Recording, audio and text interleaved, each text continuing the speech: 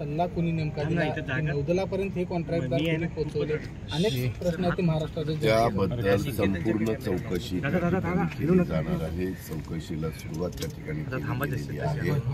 कुठलंही कुणालाही पाठीशी घालण्याचं काही कारण नाही, हे मी स्पष्टपणे आपल्याला मार्फत. दादा, दीपक केसरकरांनी असं म्हटलंय 27 फुटी जो आहे त्याच्याऐवजी 100 फुटी पुतळा उभारू. या संदर्भामध्ये राज्याच्या प्रमुखांच्या नेतृत्वाखाली चर्चा होईल आणि राज्याचे प्रमुख या नात्याने मुख्यमंत्री सगळ्यांचं म्हणणं जाणून घेऊन जे ठरवतील ते अंतिम. या प्रकरणातील दुसरा एक मुख्य आरोपी चेतन पाटील याला कोल्हापुरात पकडलं गेलं असं एक चर्चा आहे. मी सांगितलं ना, पोलीस डिपार्टमेंट त्यांचं काम करतं चौकशी करण्याचं. आता चौकशीमध्ये ज्यांना ज्यांना त्यांनी बोलवलं पाहिजे, जे कोणी असतील त्यांना बोलवतात, जे कोणी पसार झालेले आहेत त्यांना शोधतात आणि त्यांना त्या ठिकाणी ताब्यामध्ये घेऊन त्यांच्याकडनं चौकशी करतात. चौकशी करणाऱ्या व्यक्ती जोपर्यंत आम्हाला रिपोर्ट देत नाही की असं असं आहे, तोपर्यंत आम्ही काय सांगणार आहे. चौकशी तर होऊन दिली पाहिजे ना. चेतन पाटीलला ताब्यात घेतलंय, त्या संदर्भामध्ये हे संपूर्ण पोलीस यंत्रणा आणि बाकीची लोक काम करतात. त्यामध्ये मी काही आपल्याला सांगू इच्छित नाही की बाबा ह्याला ताब्यात घेतलं, ताब्यात.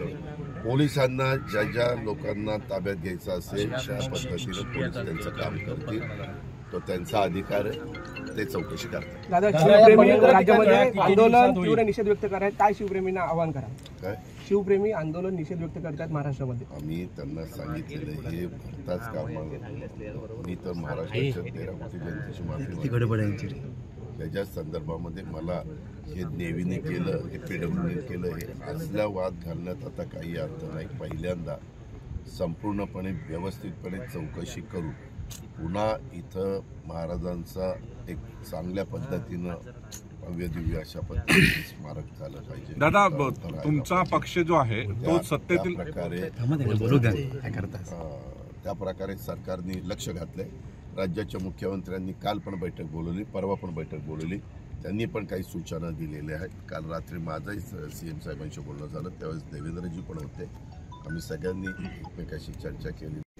नंतर पाहणी वगैरे सगळं झाल्यानंतर त्याच्याबद्दलची स्पष्ट भूमिका, कारण राम सुतारांनी अनेक पुतळे उभे केलेत, आपल्याला सगळ्यांना माहिती आहे, त्यांना त्याच्यातलं खूप मोठं ज्ञान आहे आणि आता करताना ते एक सगळ्या गोष्टी बारकाईनं बघून केल्या जाणार आहेत. त्याच्यामुळे त्यांचाही जसं एखादा स्ट्रक्चरल ऑडिटर आल्यानंतर तो त्याचं ऑडिट करेल किंवा काय स्ट्रक्चर आहे त्यात कुठल्या चुका होत्या का.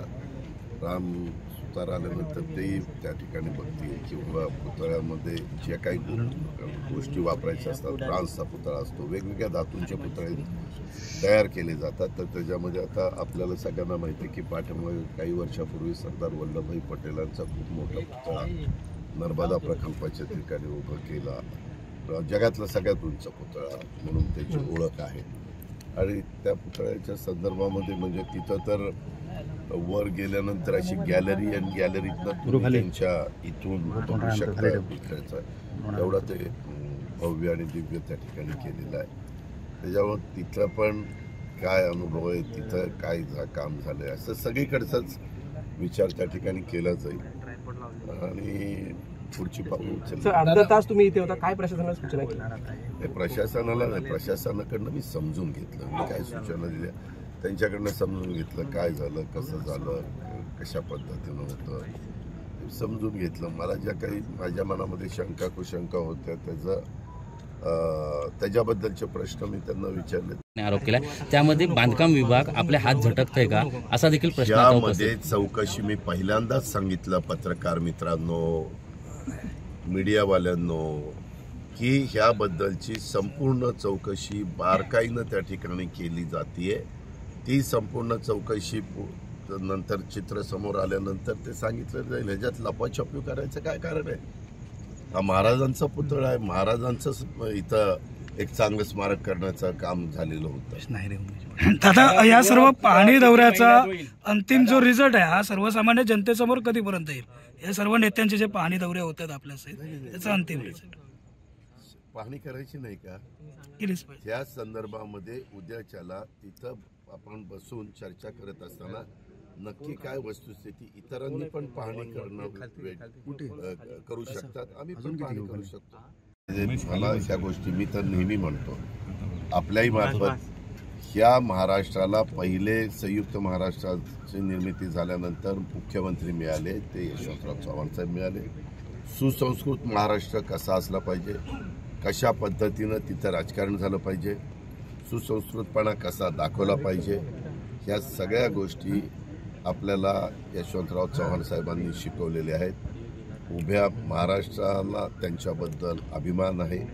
नंतर पंतप्रधान उपपंतप्रधान पदापर्यंत, गृहमंत्र्यापर्यंत, अर्थमंत्र्यापर्यंत, परराष्ट्र मंत्र्यापर्यंत, ते त्या ठिकाणी तिथं विरोधी पक्षनेत्यापर्यंत त्यांनी अनेक पदं दिल्लीमध्ये भूषवली. आणि आज देखील आपण चव्हाण साहेबांचा इतिहास वाचला, त्यांच्यावर लिहिलेली पुस्तकं वाचल्यानंतर आपल्या सगळ्या गोष्टी लक्षात येतील. त्याच्यामुळं प्रत्येक राजकीय पक्षाने, आमच्या सहित सगळ्या राजकीय पक्षांनी तारतम्य ठेवलं पाहिजे, तिथल्या नेत्यांनी तारतम्य ठेवलं पाहिजे, तिथल्या कार्यकर्त्यांनी उत्साहाच्या भरात काही पण करता कामा नये. ही आपल्या महाराष्ट्राची संस्कृती नाही, आपल्या महाराष्ट्राची संस्कृतीची आहे. त्या प्रकारे सगळ्यांनी वागलं पाहिजे. तानाजी सावंत असं म्हणाले की आम्हाला मला बाकीचं कुणाचं मी इतकं स्पष्ट सांगितलं तरी देखील तुम्ही पुन्हा मला तेच विचारता आहे. राज्य सरकारकडून ह्या पुतळ्याच्या बाबतीत या संपूर्ण आजूबाजूचा परिसर सुशोभीकरणाचं काम केलं गेलं.